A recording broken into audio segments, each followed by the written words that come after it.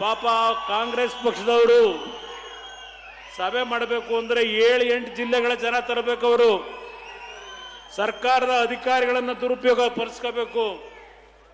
ನಾನು ಈ ವೇದಿಕೆ ಮುಖಾಂತರ ಸರ್ಕಾರದ ರಾಜ್ಯದ ಅಧಿಕಾರಿಗಳಿಗೆ ಒಂದು ಮಾತು ಹೇಳ್ತೇನೆ, ಎಚ್ಚರಿಕೆ ಕೊಡ್ತೇನೆ. ಬಹುಶಃ ಈಗ ಒಂದು 3-4 ದಿನಗಳ ಹಿಂದೆ ನಾನು ನಮ್ಮ ಮಾಧ್ಯಮದ ಸ್ನೇಹಿತರು ಬಿತ್ತರಿಸಿರ್ತಕ್ಕಂಥ ಒಂದು ವರದಿ ನೋಡಿದೆ. ಈ ರಾಜ್ಯದ ಒಬ್ಬ ನಿವೃತ್ತ ನೀರಾವರಿ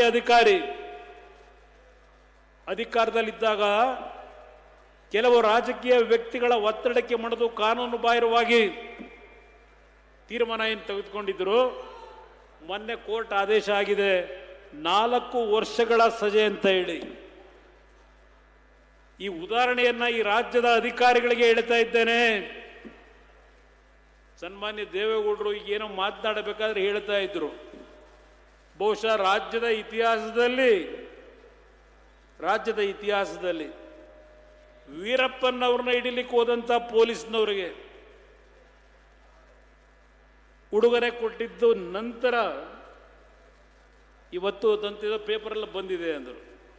ದೇವೇಗೌಡರು ನೋವಿನಿಂದ ಹೇಳ್ತಾ ಇದ್ರು 30 ಲಕ್ಷ ರೂಪಾಯಿಗಳ ಉಡುಗೊರೆ ಕೊಟ್ಟಿದ್ದಾರೆ. ಯಾವ್ಯಾವ ರೀತಿ ನಡೆಸಿದ್ದೀರಿ ತನಿಖೆ ನಾನು ಕಾಣದೇ ಇರೋದ. ಇವತ್ತು ಪೊಲೀಸ್ ಅಧಿಕಾರಿ, ಹಿರಿಯ ಅಧಿಕಾರಿ, ನಾನು ಸಿದ್ದರಾಮಯ್ಯನವರು ಮೊದಲನೇ ಬಾರಿ ಮುಖ್ಯಮಂತ್ರಿ ಆದಾಗಲೇ ವಿಧಾನಸಭೆಯಲ್ಲಿ ಎಚ್ಚರಿಕೆ ಕೊಟ್ಟೆ. ಅವ್ರ ಮುಖಕ್ಕೆ ಕೇಳಿದೆ, ನಿಮ್ಮ ಅಧಿಕಾರದಲ್ಲಿ ಇಟ್ಕೊಂಡಿರ್ತಕ್ಕಂಥ ಅಧಿಕಾರಿಗಳು ಯಾವಂತೂ ಇಲವಾಲ್ದ ಹತ್ರ ಅಲ್ಲಿ ಸಾರಾಮಹೇಶ್ ಕೂತಿದ್ದಾರಲ್ಲಿ, ಇಲವಾಲ್ದ ಹತ್ರ ಒಂದು ಬಸ್ನಲ್ಲಿ ಯಾರೋ ಒಬ್ಬ ವ್ಯಾಪಾರಿ, ಚಿನ್ನದ ವ್ಯಾಪಾರಿ ಚಿನ್ನ ಮಾರಾಟ ಮಾಡಿ 3 ಕೋಟಿ ಹಣ ತೆಗೆದುಕೊಂಡು ಬಸ್ಸಲ್ಲಿ ಹೋಗ್ತಿದ್ರೆ ದರೋಡೆ ಮಾಡ್ತಕ್ಕಂಥ ಅಧಿಕಾರಿಗಳನ್ನು ಇಟ್ಕೊಂಡಿರ್ತಕ್ಕಂಥ ನಿಮ್ಮ ಸರ್ಕಾರ ಸಿದ್ದರಾಮಯ್ಯನವರೇ,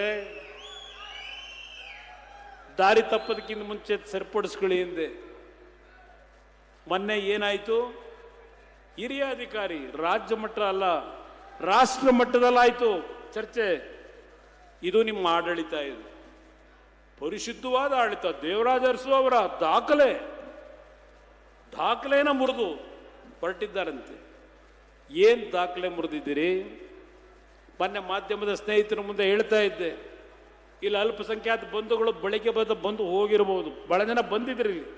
ನಾನು ಬರಬೇಕಾದ್ರೆ ನೋಡಿದೆ. ನಾನು ಯಾರು ಯಾವುದೇ ಪಕ್ಷಕ್ಕೆ ಶಾಶ್ವತ ಅಲ್ಲ. ಪಾಪ ಅಲ್ಪಸಂಖ್ಯಾತರಿಗೆ ಹೇಳ್ತೀನಿ, ಅಲ್ಲೆಲ್ಲೋ ಬೆಂಗಳೂರು ನಗರದಲ್ಲಿ ಬೆಂಗಳೂರು ನಗರದ ತಣಿಸಂದ್ರ, ಅದ್ಯಾವುದೋ ಇನ್ನೊಂದು ಕೋಗಿಲು, ಅಲ್ಲಿ ಶಾಸಕರು ಪಾಪ ಇಲ್ಲಿ ಜಿಲ್ಲಾ ಮಂತ್ರಿಗಳವರೀಗ ಈಗಾಗಲೇ 3-4 ವರ್ಷದಿಂದ ಅಲ್ಲಿ ಮನೆ ಕಟ್ಕೊಂಡಿದ್ರಲ್ಲ, ಆ ಶಾಸಕರಿಗೆ, ಆ ಮಂತ್ರಿಗಳಿಗೆ ಗೊತ್ತಾಗಲಿಲ್ವ ಇವರೆಲ್ಲ ಸರ್ಕಾರಿ ಭೂಮಿ ಒತ್ತುವರಿ ಮಾಡಿ ಮನೆ ಕಟ್ಟಿದ್ದಾರೆ ಅಂತೇಳಿ. ಈ ವರ್ಷ ಕರ್ನಾಟಕದಲ್ಲಿ, ಅದರಲ್ಲೂ ಬೆಂಗಳೂರಿನಲ್ಲಿ 8 ಡಿಗ್ರಿ 9 ಡಿಗ್ರಿ ಚಳಿ, ಮಕ್ಕಳು ಮಲಗಲಿಕ್ಕಾಗಲ್ಲ. ಅವ್ರನ್ನ ಏಕಾಏಕಿ ಆ ತಣಿಸಂದ್ರ ಕೋಗಿಲು ಗ್ರಾಮದಲ್ಲಿ ಬುಲ್ಡೋಸರ್ ತಗೊಂಡೋಗಿ ಆ ಮನೆಗಳನ್ನು ಕೆಡವುದರಲ್ಲ, ಅದು ನೋಡ್ಬಿಟ್ರೆ ಯಾವುದೋ ಸಿರಿಯಾದಲ್ಲಿ ಎಲ್ಲೋ ಬಾಂಬ್ ಬ್ಲಾಸ್ಟ್ ಆಗಿದೆಯಲ್ಲ, ಉಕ್ರೇನಲ್ಲಿ ಬಾಂಬ್ ಬ್ಲಾಸ್ಟ್ ಆಗಿದೆಯಲ್ಲ, ಆ ರೀತಿ ಇಲ್ಲಾರೋ ಬಾಂಬ್ ಹಾಕಿದ್ದಾರೆ ಅಂತಕ್ಕಂಥ ರೀತಿಯ ಚಿತ್ರಣ ತೋರಿಸ್ತಾರೆ ನಮ್ಮ ಮಾಧ್ಯಮದ ಸ್ನೇಹಿತರು. ಅದೇಂಥದ್ದು 10 ದಿವಸದಲ್ಲಿ ಮನೆ ಕೊಡ್ತೀವಿ, 2 ದಿವಸದಲ್ಲಿ ಮನೆ ಕೊಡ್ತೀವಿ. ಎಷ್ಟು ದಿವಸ ಆಯಿತು ಮನೆ ಕೊಟ್ರ? ಅಲ್ಪಸಂಖ್ಯಾತ ಬಂಧುಗಳು, ಮುಸಲ್ಮಾನ್ ಬಂಧುಗಳಿಗೆ ಮನವಿ ಮಾಡ್ತೇನೆ, ನಿಮ್ಮ ಕುಟುಂಬದ ಸಣ್ಣ ಮಕ್ಕಳನ್ನ ಆ ಚಳಿ ಒಳಗೆ ಮಲಗಿಸಬೇಕಾದ ಪರಿಸ್ಥಿತಿ ತಂದಂಥದ್ದು ಜನತಾದಳ ಅಲ್ಲ. ಮುಸಲ್ಮಾನ್ ಬಂಧುಗಳಿಗೆ ಯಾವ ನಮ್ಮ ಪಕ್ಷ ನಮ್ಮ ರಕ್ಷಣೆ ಕೊಡ್ತಾರೆ, ಆ ಕಾಂಗ್ರೆಸ್ ಪಕ್ಷ ನಂಬಿ ಇವತ್ತು ಸಹ ನಿಮ್ಮನ್ನ ಯಾವ ಮಟ್ಟಕ್ಕೆ ಇಟ್ಟಿದ್ದಾರೆ ಮುಸಲ್ಮಾನ್ ಬಂಧುಗಳು ಅರ್ಥ ಮಾಡ್ಕೊಳ್ಳಿ. ಇವತ್ತು ಅವರೆಲ್ಲ ಬೀದಿಲಿದ್ದಾರೆ. ತಣಿಸಂದ್ರ ಭಾಗದಲ್ಲಿ ಅಲ್ಲೆಲ್ಲ ನಮ್ಮ ರಮೇಶ್ ಗೌಡ್ನು ಇರಬೇಕು, ಅಲ್ಲೇ ವಾಸವನೇ, ಇಲ್ಲೆಲ್ಲ ಕೂತಿರ್ಬೇಕು. ಪಾಪ ಅವ್ರು ಅಳುತ್ತಾರೆ, ನಾವು 50 ಲಕ್ಷ 30 ಲಕ್ಷ ಹಣ ಕೊಟ್ಟು ಖರೀದಿ ಮಾಡಿದ್ದೀವಿ, ಯಾತಕ್ಕೆ ನಮ್ಮನ್ನು ಈ ಥರ ಮಾಡ್ತಾ ಇದ್ದೀರಿ? ಎಲೆಕ್ಟ್ರಿಸಿಟಿ ಬಿಲ್ ಕಟ್ಟಿಸ್ಕೊಂಡಿದ್ದೀರಿ, ನೀರಿಗೆ ಬಿಲ್ ಕಟ್ಟಿಸ್ಕೊಂಡಿದ್ದೀರಿ ಅಂಥವ್ರನ್ನ ಬೀದಿಗೆ ತಂದು ಹಾಕಿ ನಿಮ್ಗೆ ಏನಾದರೂ ಮಾನವೀಯತೆ, ಮನುಷ್ಯತ್ವ ಇದೆಯಾ ಈ ಸರ್ಕಾರಕ್ಕೆ? ಸಣ್ಣ ಸಣ್ಣ ಮಕ್ಕಳು, ಗರ್ಭಿಣಿ ತಾಯಂದರು ಬೀದಿರ ಮಲಗಿದ್ದಾರೆ ಚಳಿ ಒಳಗೆ, ಒಂದು ಬೆಡ್ಶೀಟ್ ಇಲ್ಲ. ಯಾವ ರೀತಿ ಬದುಕಲಿಕ್ಕೆ ಸಾಧ್ಯ? ಆ ಬಳ್ಳಾರಿ ಘಟನೆ ಅದೊಂದು ಹೇಳಕ್ಕೆ ಹೋದ್ರೆ ಒಂದು 10 ನಿಮಿಷ ಬೇಕು. ನಾನು ಈಗ ಸಮಯ ತೆಗೆದುಕೊಳ್ಳಕ್ಕೆ ಹೋಗೋದಿಲ್ಲ, ನೀವೆಲ್ಲ ಇನ್ನು ಊರಿಗೆ ವಾಪಸ್ ಹೋಗಬೇಕಾಗಿದೆ.